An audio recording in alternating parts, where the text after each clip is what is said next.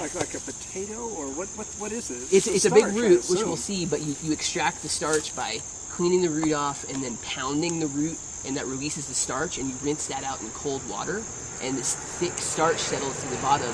You then pour the water off, which has the tannins, and then you dry that sludge into a powder, and then you reconstitute that powder to make a gel, this kind of cream gel when you want to eat it. And I've been eating it. It's really this calming, soothing, delicious food. Even though perhaps American. What does it taste like?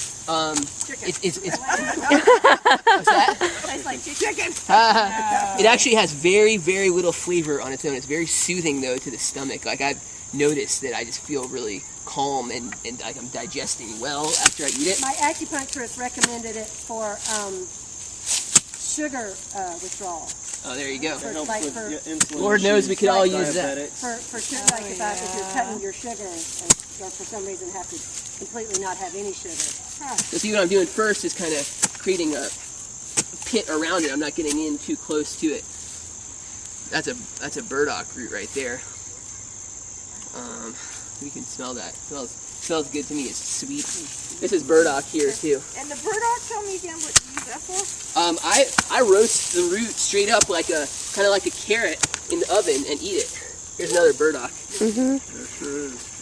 Yeah, that's the first year too. That one would be good for eating if someone wants to take it home, or if Michelle, you want to eat it. So I'm kind of doing a perimeter around this. Woo, yes, it's compacted soil. Oh yeah, we might should have gotten a lower one. Why is that? Because that soil's nicer than this. Oh. I've amended that soil. It's okay, I've been sitting in front of a computer a lot. Oh, alright, there's a piece. Is this stuff like the American Native knew? Yes. Yeah. Native Americans knew? Well, burdock and kudzu are both from other places. Right. Actually from Asia. Well, this burdock is from Britain, but kudzu is from Asia. It was imported by the Forest Service in the early 1900s to stabilize eroding hillsides, which it does remarkably well. But then, Which wouldn't have been eroding if they hadn't been clear cutting. yeah, thank you for completing that story. Yeah, exactly. Well, as I've said before, I mean, people in Japan knew that it was useful. You know. Yeah, and actually, So these are ancient traditions. oh yeah, like I was saying, kudzu root has been eaten for longer than rice. It looks big, Dad. Other cultures have time to do the kind of work that you're talking about. Well, the time. And you bring the community get together. You know, in a lot of different ways. Well, but it's really been the fossil fuels that have allowed us to be, you know, But that's to pretend like we don't have the time. The fact is, we have to get food one way or the other, and most food we have right now is basically just barely disguised petroleum. And so, as that becomes less available, we have to grow our food somehow, some other way. And there are some wonderful ways, but they do require more work. Of course, another word for work is jobs. Yeah. And also there's You don't have to go to the gym if you're out in the yard doing this. Another word for work is exercise. Yeah, exercise. there's also a lot of things like this kudzu harvesting here, and certain things that are best done in community. That's right. And you get everybody together, and then everybody shares it. I mean, you know, I know these ideas sound sort of quaint, but I think it's what we want to know how to do and remind ourselves how to do and remember and do. We want to do it. At the amount of stuff that we've forgotten. Yeah. This is stuff that so our little great time. ancestors knew. I mean, and I was thinking about this because I was thinking about this for me. Like, I did not grow up gardening. My mother grew up on a farm. My grandmother grew up on a farm. But I'm that generation. I'm definitely that one that knowledge did not get passed to me. Yeah. And it wasn't really valued. I mean, everybody wanted their kids to get an education so they could go and get a good job. And, Right. You know, and the good jobs were the corporations.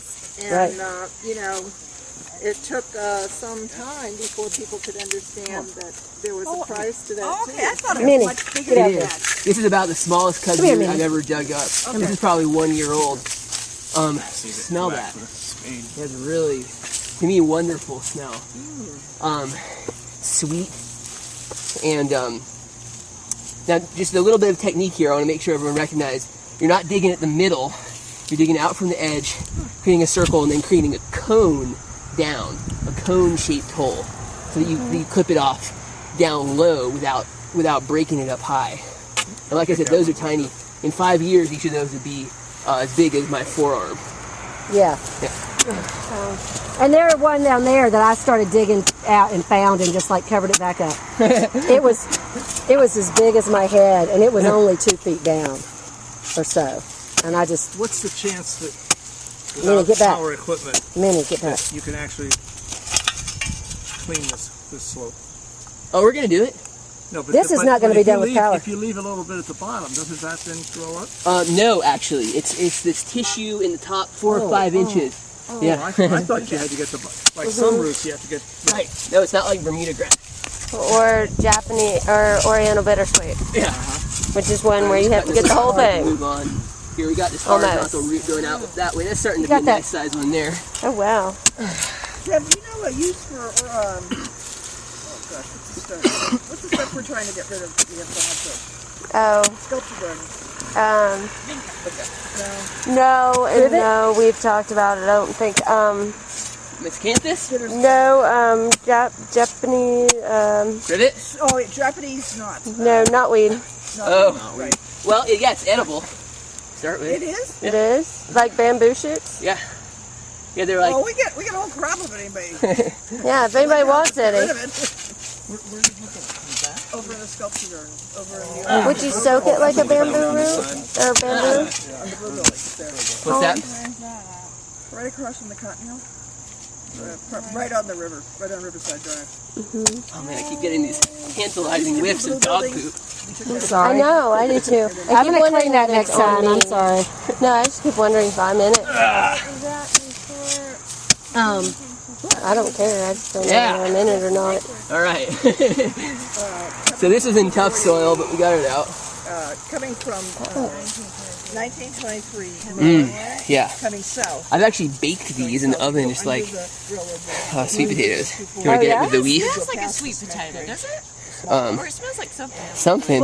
You know, some of it's just soil, you know, but yeah. You can just show. Say again. Now you're gonna have videos of all this. I know, it's great that you're doing that. Woo!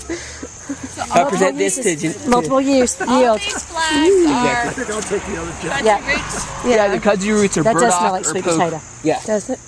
so you can just bake that, and it won't go down like sweet potato. But what you do Oh, is you wow, chew, it and does. the sweet pulp comes out. It's really yummy. You just get rid of the fiber? Yeah, Bless you just spit the fiber out. So if it harvests best in the winter, Yeah. and you've got power